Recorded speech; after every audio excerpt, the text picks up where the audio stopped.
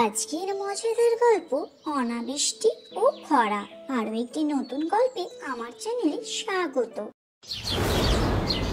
কি অলক্ষণে কথা রে বাবা, এখনো অব্দি এক ফোঁটা বৃষ্টির দেখা নেই। গায়ে ভর্তি ঘামাচি বেরিয়ে গেল, হাত পা মাথা সব গরমের জেরে পুড়ে গেল গা। শুধু গা হাত পা পুড়ে যাওয়াটাই দেখলে বউ, মাঠের ওই সবুজ ফসলগুলা আজ রোদে পুইরা একেবারে কালো হইয়া গেল, সেইগুলো তোমার চোখে পড়লো না? এইরকম অলক্ষণে গরমকাল আমি এর আগে কোনো বছরই দেখি নাই। আমিও তো দেখিনি গো। সেই ভয়ে আমার হাত পা শুকিয়ে যাচ্ছে। ফসলই যদি নষ্ট হয়ে যায় তাহলে খাবো কি? বলি হ্যাঁ গো, আজ সভায় গিয়ে জমিদার বাবুর সাথে একবার এটা নিয়ে কথা বলো না গো। হ্যাঁ, আমিও তাই ঠিক করছি। আজ সভাতে গিয়া হুজুরের সাথে এইটা নিয়েই কথা কমু। গণেশ দাদা, ও গণেশ দাদা, গণেশ দাদা গো, বাড়ি আছো নাকি? মাঠের ফসল নষ্ট হয়ে যাচ্ছে, তাই কি করবে বুঝতে পারতাছো না? এই প্রশ্ন নিয়েই আমার কাছে আইছো তো? হ্যাঁ গো গণেশ দাদা, আমাদের তো মাথা কাজ করছে না। তা তোমাদের দুজনরে একসাথে আসতে দেখেই বুঝছি। শোনো, আমি ঠিক করেছি আজকে সভাতে গিয়া হুজুরের কাছে এই অনাবৃষ্টির প্রসঙ্গটাই তুলবো। আচ্ছা গণেশ দাদা, তুমি একটু জমিদার বাবুকে বুঝিয়ে সুঝিয়ে বলো, নইলে তো না খেতে পেয়ে মারা যাব। দাঁড়াও ভাইয়া, দাঁড়াও, আগে আমি হুজুররে বুঝায় বলি।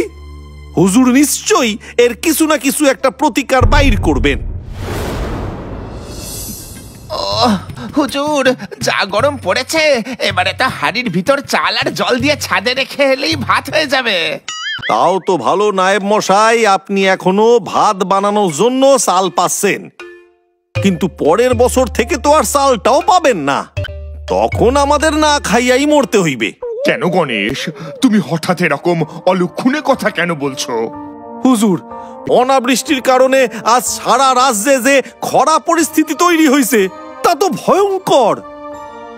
হ্যাঁ, তা তো ঠিক, কিন্তু রোদ ঝড় জল বৃষ্টির উপর আমাদের তো নিয়ন্ত্রণ নেই। আমরাই বা কি করতে পারি বলো? হুজুর একদম ঠিক কথাই বলেছেন। খোদার উপর খোদগাড়ি করলে ঈশ্বরের রোষের মুখে পড়তে হবে। জন্ম মৃত্যুর মতোই এই বিষয়টাও পুরোপুরি ঈশ্বর দ্বারা নিয়ন্ত্রিত। খরা বন্যা এগুলো রোধ করার ক্ষমতা মানুষের নেই। আরে রোধ নাই বা করতে পারলাম, কিন্তু এর উপযুক্ত প্রতিকারের ব্যবস্থা তো করতে পারি। সেটা কি রকম গণেশ? দেখেন হুজুর, এই কথা তো আমরা সকলেই জানি যে আজ যতই অনাবৃষ্টি হোক না কেন, কাল না হয় পরশু, না হয় 1 মাস বাদে ওই প্রকৃতির নিয়মে বৃষ্টি হইবেই। ফলে বন্যা পরিস্থিতি তৈরি হইবে।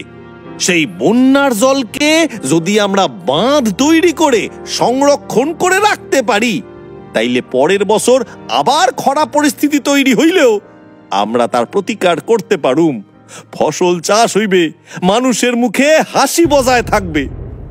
দেখো দেখো, গণেশের বিটকেল বুদ্ধিটা দেখো। এখন এই শয়তান হুজুরের কানে বাঁধ তৈরির পরামর্শ দিচ্ছে, কিন্তু খরা বা বন্যা হলে তো আমারই লাভ। তখন মানুষের কাছে অর্থ থাকবে না, আর সেই সুযোগে আমি চড়া সুদে টাকা খাটাবো আর প্রচুর প্রচুর টাকা মুনাফা কামাবো। কি হইল হুজুর, আপনি চুপ করে আছেন কেন? আপনার কি আমার প্রস্তাবটা পছন্দ হইল না? আরে না না, পছন্দ হবে না কেন? এটা তুমি খুব ঠিক কথা বলেছো গণেশ। কি হেলাঠিয়াল, তোমার কি মনে হয়? গণেশ খুব ভালো বুদ্ধি দিয়েছে হুজুর। খরা হোক বা বন্যা, তার হাত থেকে আমাদের বাঁচাবে একমাত্র বাঁধ। কিন্তু তার সাথে সাথে হুজুর, আমার মনে হয় বেশ কিছু পুকুর কাটানোর ব্যবস্থা করতে হবে। সেই পুকুরের জল দিয়েই চাষাবাদ এবং গৃহস্থালির কাজকর্ম করা যাবে। নায়েব, এই তাহলে শুনলে তো, এবার চটপট বাঁধ তৈরি এবং পুকুর কাটাবার কাজ শুরু করে দাও। না হুজুর, এই কাজ আমি শুরু করতে পারবো না। সে কি, কেন পারবে না? হুজুর, পুকুর কাটতে কিংবা বাঁধ তৈরি করতে প্রচুর টাকা লাগবে, আর সেই টাকা এখন ভাড়ারে নেই। কেন ভাড়ারে সেই টাকা নেই কেন? হিসেব না হওয়া অবধি পুরোটা তো বলতে পারবো না হুজুর, কিন্তু মোদ্দা কথা, ভাড়ারের অবস্থা খুবই খারাপ। ভাড়ারের অবস্থা তো খারাপই হইবে যখন ভাড়ারের তদারকির ভার আপনার হাতে নায়েব মশাই। ভাড়ারের ঘটের ওপর যখন আপনি আম্রপল্লব হইয়া বইসা আছেন, খারাপ না হয়ে যাবে কোথায়? খবরদার খবরদার বলছি, খুব খারাপ হয়ে যাচ্ছে কিন্তু। গণেশ, কি বলতে চাইছো তুমি? আমি রাজকোষ থেকে টাকা সরাই? আচ্ছা বেশ, যদি সৎ সাহস থাকে তাইলে হিসেবের খাতাটা সবার সামনে এনে দেখান দিনি। কি? আমাকে এত বড় অপমান? থাকবো না আমি। হুজুর হুজুর, আপনি আমায় আলোয় আলোয় বিদায় দিন। ভালোই ভালোই আমি বাড়ি চলে যাই। উফ, থামো তো তোমার এই নাকে কান্না। রাজ্যের আকাশে বিপদের কালো মেঘ নিয়ে এসেছে, আর তুমি এখানে এইভাবে নাকে কান্না করছো? ছি ছি ছি ছি ছি ছি ছি। মানছি আমাদের কাছে অত পুকুর কাটানোর মতো বিপুল পরিমাণের অর্থ নেই, কিন্তু তার পরিবর্তে কি করা যায় সেটা তো ভেবে বের করো। যাক বাবা, এই নাকে কান্না কেঁদে রাজকোষের হিসেব দেখানোর এই ঝুপকিটা থেকে তো বেঁচে গেলাম, নইলে কি বিপাকে এই যে পড়তাম। যথাজ্ঞে হুজুর। কি হে কাপালি, তুমি বুঝতে পেরেছো তো আমি কি বলতে চাইছি?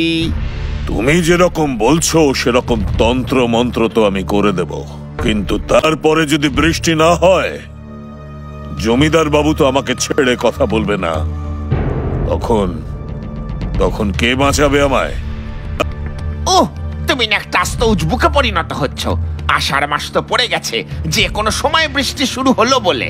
আমি শুধু চাইছি তুমি এই 2-1 দিনের মধ্যে বৃষ্টি পড়ার যোগ্যটা শুরু করে দাও, যাতে এর পরে যখন প্রাকৃতিক নিয়মে বৃষ্টি পড়বে, হুজুরের মনে হয় যে এই বৃষ্টি তোমারই যজ্ঞের ফল।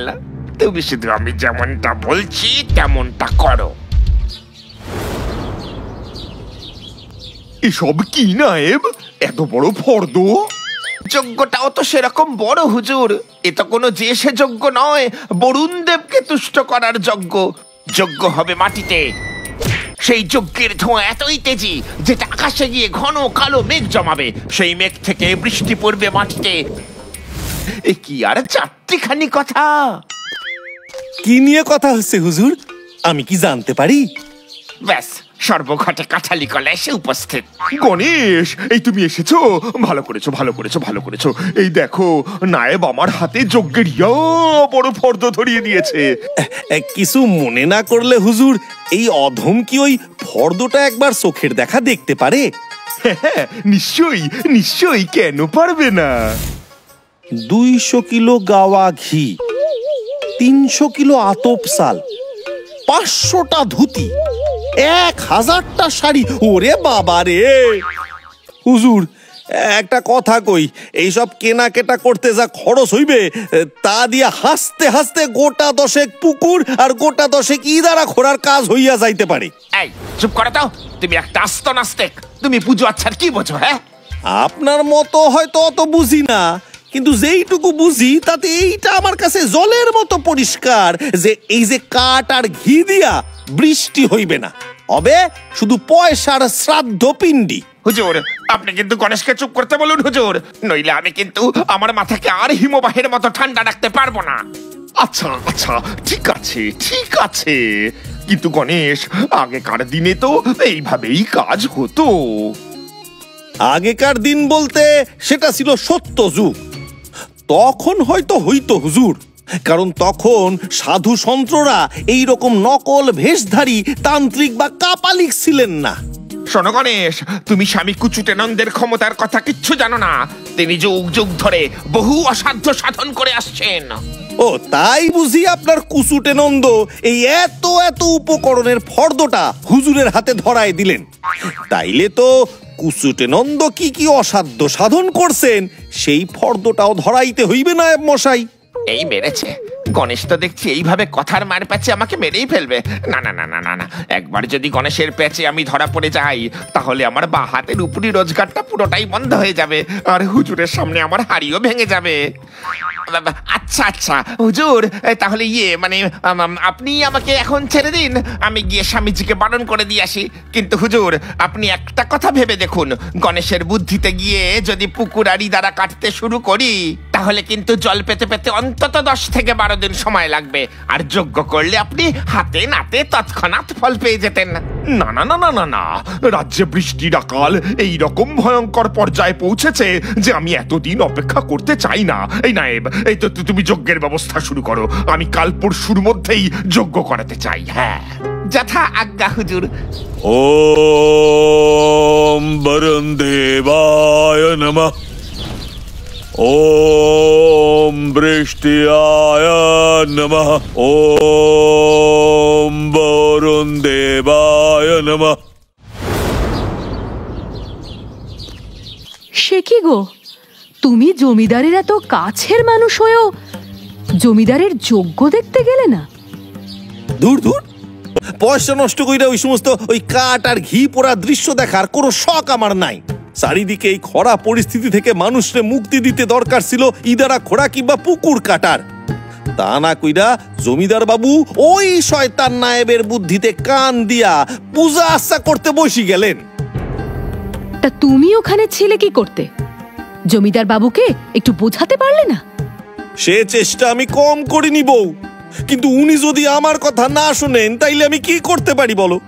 ঠিক আছে, শুনলো না, জমিদারের রাজ্য, জমিদারের অর্থ, তিনি যেভাবে খুশি খরচ করবেন, আমার কি? কিন্তু শেষে যখন ঠকবেন তখন বুঝবেন এই গণেশের কথা বাসি হলে কেমন খাটে।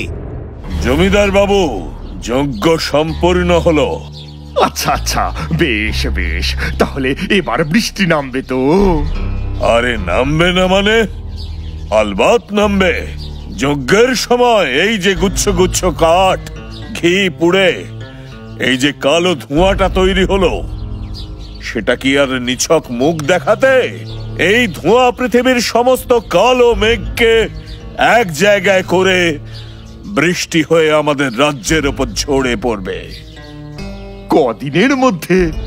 আশা করি আজ নয়তো কাল, না হলে 3 দিনের মধ্যে বৃষ্টি নামবেই নামবে।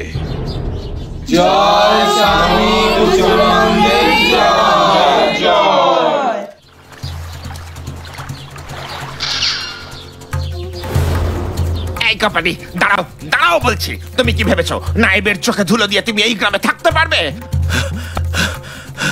আমায় ছেড়ে দিন নায়েব মশাই, আমায় ছেড়ে দিন। পালাচ্ছ কোথায় বেয়াদব? যজ্ঞ করার পর আজ 2 দিন হয়ে গেল, কিন্তু বৃষ্টি তো দূর, আকাশে এক ফালি মেঘের পর্যন্ত দেখা পাওয়া যায়নি।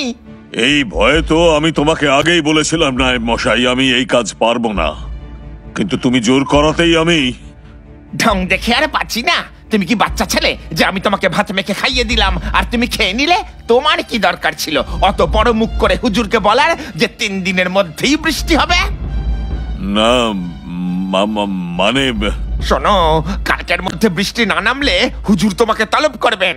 তখন তুমি কি বলবে সেটা আমি তোমাকে শিখিয়ে দিচ্ছি, শোনো।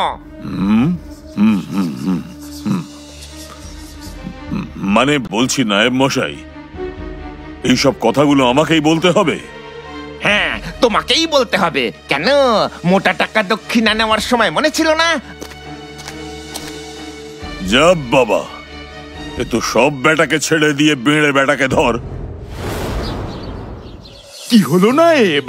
তোমার আনা কাপালিক তো বলেছিল যজ্ঞের 3 দিনের মধ্যেই বৃষ্টি নামবে, কিন্তু 5-5টা দিন কেটে গেল, কই বৃষ্টি তো নামলো না। যাও সেই কাপালিকের কাছ থেকে কারণটা জেনে এসো। আমার কাছে যাওয়ার প্রয়োজন নেই হুজুর, আমি আপনার মন পড়তে পেরে নিজে নিজেই এসে উপস্থিত হলাম। বলুন বলুন, আপনি কি জানতে চান? এই মানে কাপালিক বাবু, আপনার কাছে আমার একটাই প্রশ্ন। আপনি বলেছিলেন যজ্ঞের 3 দিনের মধ্যেই বৃষ্টি হবে, এখন তো 5-5টা গোটা দিন কেটে গেল, তবু বৃষ্টি নামলো না কেন? আমি তো আপনারে আগেই কইছিলাম হুজুর, এই সমস্ত যজ্ঞ টজ্ঞ কইরা কোনো লাভ হইবে না, এইগুলা হইল শুধু পয়সা নষ্ট। এই রাজ্যে বৃষ্টি কি করে হবে হুজুর? আমি গণনা করে দেখেছি, এই রাজ্য অনাচারে অনাচারে ভরে গেছে, মানুষের পাপের ঘোড়া প্রায় পূর্ণ হয়ে গেছে। অনাচার? কিসের অনাচার? আপনার রাজ্যে অধিকাংশ মানুষ প্রচন্ড মিথ্যা কথা বলে, তাই বরুণদেব ক্ষেপে গিয়ে এই রাজ্যের ওপর দিয়ে যাতায়াত বন্ধ করে দিয়েছেন। কি বলছো তুমি কাপালিক? আমার রাজ্যের লোকেরা মিথ্যে কথা বলে? ছি ছি ছি ছি ছি ছি ছি ছি, এ তো ভারী অন্যায়। লাঠিয়াল শোনো, আদেশ করুন হুজুর। শোনো লাঠিয়াল, সারা রাজ্যে ঢেঁড়া পিটিয়ে দাও। আমার রাজ্যে কেউ যদি মিথ্যে কথা বলে তবে তার মৃত্যুদণ্ড নিশ্চিত। ভেবেছিলাম একটা কথাও কইব না, চুপ করেই থাকবো, কিন্তু চোখের সামনে যা কিছু অন্যায় হচ্ছে তা দেখে আর চুপ থাকতে পারতাছি না। আপনি কি মনে করছেন হুজুর আইন করলেই সবাই সত্যি কথা কইবে? আইন কইরা আপনি কাউরে দিয়া সত্যি বলাইতে পারবেন না হুজুর। এইটা মানুষের অন্তর থেকে আসে। মানুষের ভালো হয় তার ভেতরে সত্যের জোরে। এই এই আমার সাদা ধুতিতে কাদা লাগানোর চেষ্টা করে তুমি নিজেকে ভীষণ চালাক মনে করছো, তাই না? না হুজুর, আমি নিজেরে কখনোই চালাক বলে মনে করি না, কিন্তু আপনার ভুলগুলা চোখে আঙুল দিয়ে দেখিয়ে দেওয়াটারে আমি আমার কর্তব্য বলে মনে করি হুজুর। কি তুমি আমার ভুল ধরবে? তুমি জমিদারের ভুল ধরবে? এত বড় সব জানতা হয়ে গেছো।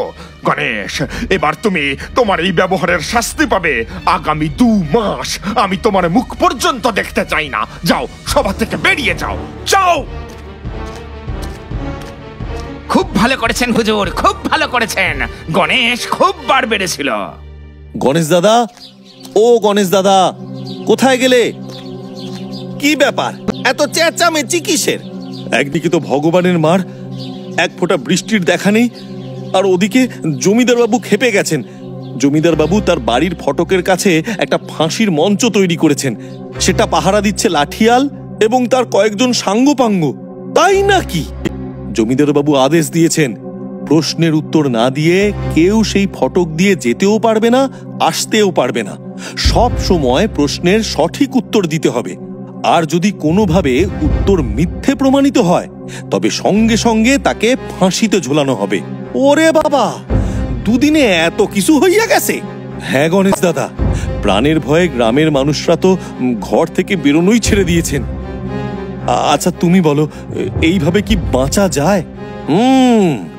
সবই তো বুঝলাম, ব্যাপারটা তাইলে আমারই দেখতে হচ্ছে। এই যে গণেশ, কোথায় যাচ্ছ তুমি? আমি যাচ্ছি ফাঁসি কাটে ঝুলতে। গণেশ, আমার কি জানি মনে হচ্ছে তুমি মিথ্যে কথা বলছো। আমি যদি মিথ্যে কথা কইয়া থাকি তাইলে এক্ষুনি আমারে ফাঁসিতে চড়ায় দেন। না না না না না, তাহলে তো তোমার কথাটাই সত্যি হয়ে যাবে। বাবা, এত সত্যি মিথ্যে আমার সব গুলিয়ে যাচ্ছে। আমি এর বিচার করতে পারবো না। তুমি বরং হুজুরের কাছে চলো। কি হইল হুজুর? আমার ফাঁসির বিচার করতে আপনার এত সময় লাগতেছে কেন? গণেশ তো ঠিকই বলেছিল, এইভাবে আইন করে কাউকে সত্যিবাদী করা যায়? সত্যটা আসে ভেতর থেকে। কি হইল হুজুর? আমার কাছে কিন্তু অত সময় নাই। আপনি বিচার করেন, নাইলে আমি নিজেই গিয়ে ফাঁসিতে গিয়ে ঝুলে যাব। না না গণেশ, আজকে তোমার সামনে স্বীকার করতে আমার কোনো দ্বিধা নেই যে সেদিন আমি ভুল বলেছিলাম। আমায় তুমি ক্ষমা করে দাও গণেশ, তুমি আমার চোখ খুলে দিয়েছো। আপনি যদি নিজের ভুল বুঝতেই পারেন হুজুর, তাইলে আমার আগের দেওয়া প্রস্তাব মতো গ্রামে পুকুর খননের কাজ শুরু করেন। আর আপনার পাশে যে লোকটা দিন রাত আপনারে মিথ্যা বলে বিভ্রান্ত করতেছে তারে শায়েস্তা করেন হুজুর। পাজি নায়েব, হুজুর আমায় ক্ষমা করে দিন হুজুর, আমার কোনো দোষ নেই, সব দোষ ওই কাপালিকের। কিন্তু ওই পুকুর খনন না করে আমাকে যোগ্য করতে উস্কেছিল কে? ওই কাপালিককে এখানে নিয়ে এসেছিল কে? মানে হুজুর আমি। তাহলে এবার সব অপকর্মের দায় মাথায় নিয়ে শাস্তি তো তোমায় পেতেই হবে নায়েব। যাও, এবার কোদাল নিয়ে মাটি কুপিয়ে পুকুর খোঁড়া শুরু করো, এটাই তোমার শাস্তি। নইলে মাঠে তপ্ত রোদে তোমায় আর কাপালিককে বেঁধে রাখবো, আর তারপর তোমরা শুকিয়ে কাঠ হলে সেই কাঠ দিয়ে বৃষ্টির জন্য যোগ্য করব। হ্যাঁ, ওরে বাবা রে, পালাই রে। মজাদার শিক্ষণীয় গল্প পেতে আমার চ্যানেলটি সাবস্ক্রাইব করে পাশে থাকবেন। ধন্যবাদ।